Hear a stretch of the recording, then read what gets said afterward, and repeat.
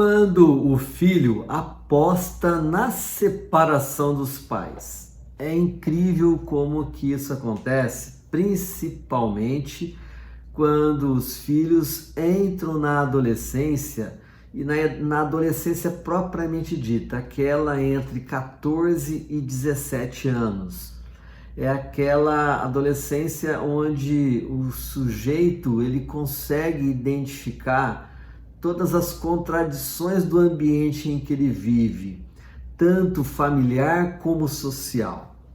É aquela rebeldia gostosa e natural do adolescente. Uma rebeldia e um confronto que de fato representa que ele está na idade da adolescência. Na escola, se os professores não sabem entender isso, os adolescentes arrebentam com os professores. Em casa, a mesma coisa. E aí é nesta idade que os adolescentes apostam na separação dos pais, sim senhor. Existe uma lógica nesta necessidade.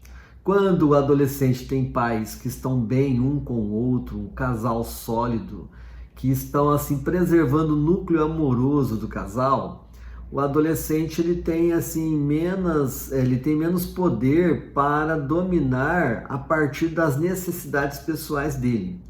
Então, em busca de uma liberdade de quebra de limites e de regras e de se fazer aquilo que ele deseja fazer, ele tem que atacar o casal que pode ser solidez na configuração de regras e limites dentro de casa. Assim também acontece em outros ambientes, mas o nosso enfoque aqui principal é em relação à família, dentro do núcleo familiar. Então, essa jogada, quando o adolescente deseja essa liberdade e já achar que é dono do seu próprio nariz, ele vai tentar buscar caminhos para minar esta força que o limita, que faz com que ele tenha que seguir regras bem estabelecidas. E o primeiro espaço que ele tenta atingir é o casal, são os pais dele, quando existe essa relação com pai e mãe dentro de casa. Então, por isso que existe essa artimanha, porque eu tenho que minar aqueles que definem com critério, regras e limites. Então, se o casal estiver sólido, o adolescente precisa minar este casal, achar uma brecha aí. E é exatamente nessa idade em que os filhos estão na adolescência que os casais tendem mais a conflitos pessoais, porque a adolescência do filho, ela grita as escolhas mal feitas dos pais.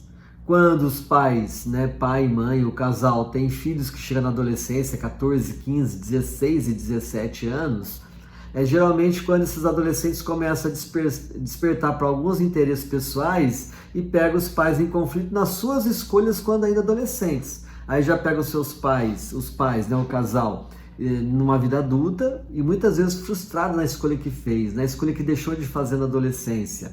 Também, diante desse cenário, já é um casamento que está num certo desgaste do romance, do vínculo. Muitos casais perdem essa coisa do romance, do vínculo e enfraquecem como casal.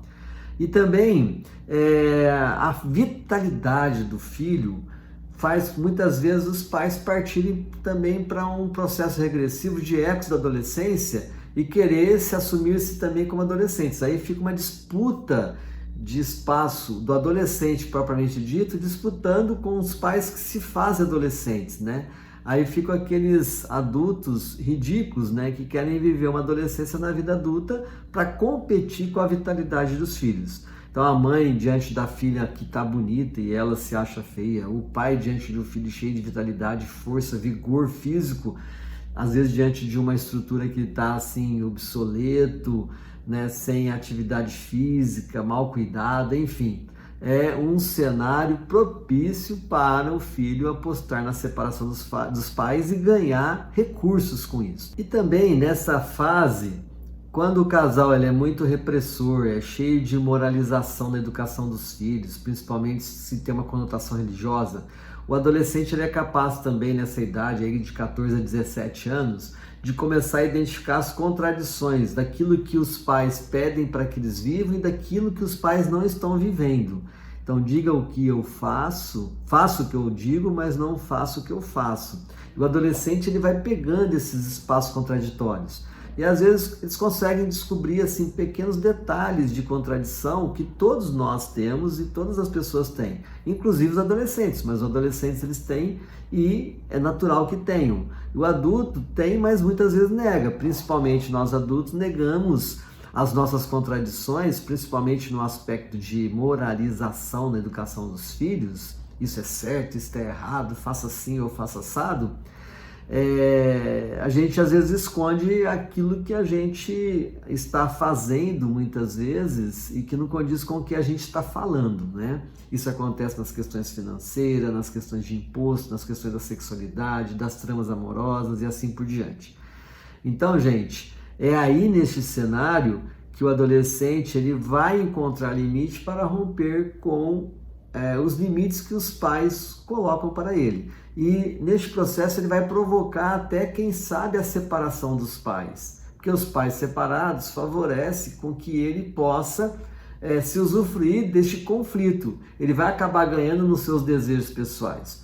E é uma investida que muitas vezes o adolescente entra, os pais acabam entrando e lá na frente, depois da vida adulta, esse adolescente vai se culpabilizar por ter atuado dessa forma, porque ele atuou dessa forma não porque ele maquinou isso de uma forma muito consciente. Isso aí é até dentro do processo dele, no processo da evolução dele como adolescente. Os pais que, ao contrário, precisam ter uma certa clareza dessas tramas, não se assustar com isso, mas se fortalecer para encarar essa situação. E de que forma? Aqui então eu vou passar 5 itens de indicativo que o casal pode se fortalecer para que não caia nessa armadilha da adolescência. E sabendo que esta adolescência vai acontecer cheia de armadilhas. É lógico, eles estão em processo de querer liberdade, de querer a construção da sua identidade.